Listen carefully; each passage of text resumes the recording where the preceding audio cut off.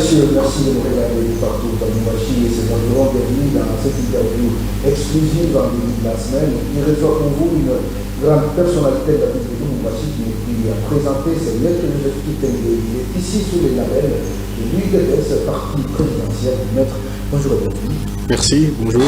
Voilà, merci d'avoir répondu à notre invitation. D'entrée de jeu, l'actualité reste dominée par l'arrôlement des électeurs. Nous sommes allés des prorogations en prorogation. Aujourd'hui, plus qu'un seul jour, plus que 24 heures, on nous sépare de la fin des 10 jours accordés par l'ACENI à la deuxième zone opérationnelle qui concerne 9 provinces, dont 5 de l'espace Grand Kasaï et 4 de l'espace Grand Katanga. Comment trouvez-vous le déroulement du processus électoral sous leur quatrième? Oui, à notre avis, nous estimons que tout se déroule à merveille, parce que c'est pratiquement le temps que tout le monde attendait, devant justifier qu'effectivement les élections auront bel et bien lieu au courant de cette année. Et jusque-là, notre sentiment n'est rien d'autre que la satisfaction du fait que le président de la République qui s'investit dans ce domaine est bien clair qu'il tient à ce que l'élan démocratique que nous avons acquis il y a nombre de temps puisse être respecté dans notre pays. Alors vous êtes satisfait du processus. Pendant ce temps, la population dénonce les irrégularités constatées dans le déroulement de l'arrôlement et l'identification des électeurs, notamment les monnayages à Lubumbashi. Ça vous inquiète? Bon, ce qu'il faut reconnaître est que toute œuvre humaine n'est toujours pas parfaite en entièreté. C'est-à-dire que l'homme est toujours en perpétuelle perfection. Si aujourd'hui la population peut décrier de certaines irrégularités, nous disons que c'est tout à fait normal par rapport à ce que nous venons de dire tout à l'heure en ce qui concerne ce que tout homme peut faire, qui ne peut pas être exempté des erreurs. Mais l'important ici est que les gens s'enrôlent et nous sommes en train d'aller petit à petit pour atteindre le nombre qu'il faut afin de permettre à ce que la loi de répartition des sièges soit votée au Parlement. Voilà, Maître Joseph Kitenge, on parle du monnayage. Savez-vous constater aussi cela à Lubumbashi, qui est votre fief? Ici, je constate que, bien entendu, c'est vous qui mettez à notre connaissance cette information. Je ne voudrais pas ici, sur le plateau de télévision, affirmer des choses dont je n'ai pas de preuves. Il faudrait que ceux qui ont constaté ces choses nous les amènent et par là on pourra pratiquement émettre notre avis. Voilà, Maître Joseph Kitenge, Corneille Nanga, ex-président de cette institution d'appui à la démocratie, la CENI bien entendu, a dénoncé l'amateurisme, mais également donc, le manque de professionnalisme dans tout ce qui est fait par l'actuel CENI dirigé par Denis Kadima. Est-ce pas des propos qui tiennent debout? Bon, je dis, c'est tout à fait normal.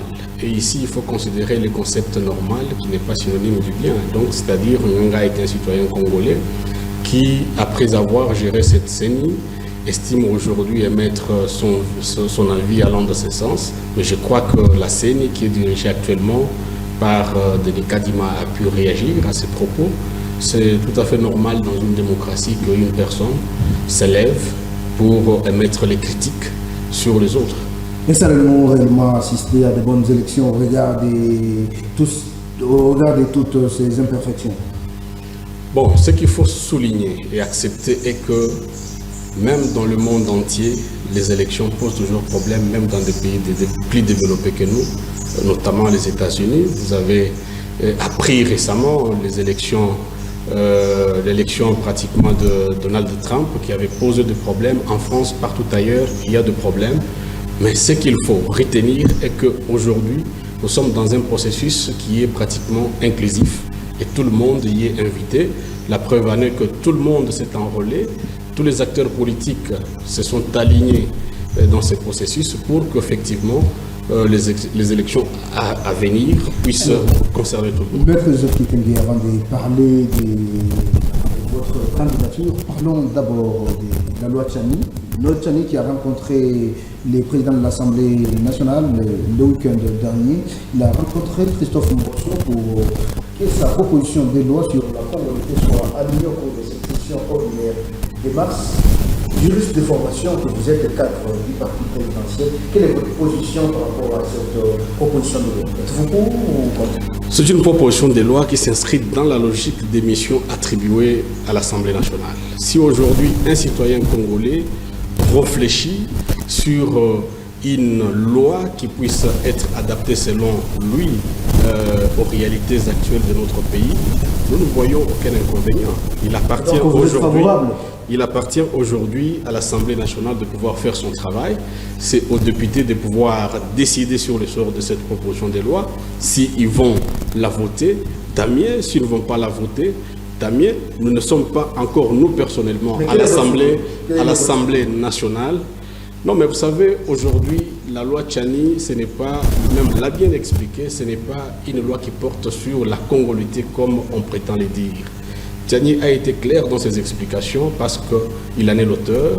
Il a estimé que pour certaines fonctions de responsabilité qui exigent à la personne de la loyauté vers la nation, ne puissent être réservées qu'aux nationaux, c'est-à-dire ceux qui sont nés de père et de mère. C'est une réflexion qui, au regard des éléments, peut être facilement épousable. Nous ne voyons aucun inconvénient, mais en ce qui concerne son adoption et son vote, les conséquences à quel niveau? Donc, si seulement on votait pour cette loi et que certains candidats se sentaient donc être extirpés ou écartés de la course, est-ce que ça ne va pas créer des conséquences au sein de la communauté? Non, mais il ne faut pas que la question soit abordée au regard des individus. La loi, quand elle est faite, elle ne vise personne. La loi a toujours eu un caractère impersonnel. C'est-à-dire, si cette loi est conçue dans le bien-être, pour le bien-être de notre pays, nous ne voyons aucun inconvénient. Il ne faudrait pas que les débats soient ramenés aux individus. C'est dans ces moments-là que les choses deviennent anormales. Voilà. Même puisque nous parlons de la tenue des élections à la République démocratique du Congo, à moins de 10 mois de la tenue des élections, est-ce que vous nous confirmez que vous serez candidat aux élections législatives? Effectivement, je présentais mes intentions au sein de mon parti parce que je ne serai pas candidat indépendant, je serai candidat sous le label de mon parti. Jusque-là, nous avons présenté nos intentions par rapport à cet aspect des choses. Nous attendons que l'organe technique qui est habilité à pouvoir traiter les candidatures telles que déposées par nos membres puisse en décider et de manière définitive, nous reviendrons pour confirmer cela. Voilà, juriste d'un charisme indéniable, en l'instant, vous décidez de vous évacuer dans la politique. Quelle motivation? Est-ce chercher l'argent ou les positions? Non, mais vous savez, Boutros, vous êtes sans ignorer que depuis nombre de temps, nous sommes au service de notre communauté à travers ce que nous faisons. Je suis syndic du corps de défenseurs judiciaires, installé au cœur de la province du Haut-Katanga. Et le travail que nous faisons, c'est le travail de servir ces confrères qui sont inscrits régulièrement à notre corps. Cela constitue une communauté envers laquelle nous avons le devoir de redevabilité. Et aujourd'hui, dans la ville, l'émergence de ces corps n'est plus à démontrer du fait que nous avions mis notre savoir, notre sacrifice, notre amour envers cette corporation pour son émergence. Mais ça ne peut pas nous empêcher aujourd'hui que ces ambitions soient élargies dans un cadre purement général, c'est-à-dire aujourd'hui la RDC qui est notre pays à nous tous. Alors, dites-nous concrètement, pourquoi vous envoyez au Parlement? Pourquoi vous envoyez au Parlement? Vous savez, premièrement, personne ne peut ignorer qu'un député élu au Parlement, à l'Assemblée nationale, a pour des missions qui sont définies clairement par notre Constitution, notamment légiférer et exercer un contrôle parlementaire sur le gouvernement, sur les institutions de l'État, les établissements publics. C'est ça d'abord la motivation première. Vous savez, nous, le parti dans lequel nous avons évolué, nous avons des valeurs que nous défendons. Et ces valeurs méritent aujourd'hui être exprimées à travers les actes par la confiance que nous pourrons obtenir à travers le peuple, le choix. Voilà déjà 3 législatures en République démocratique du Congo, la confiance de la population envers les élus est en berne. Et vous voulez vous lancer en course pour la 4e législature. Est-ce que vous restaurez ce climat de confiance et redonner espoir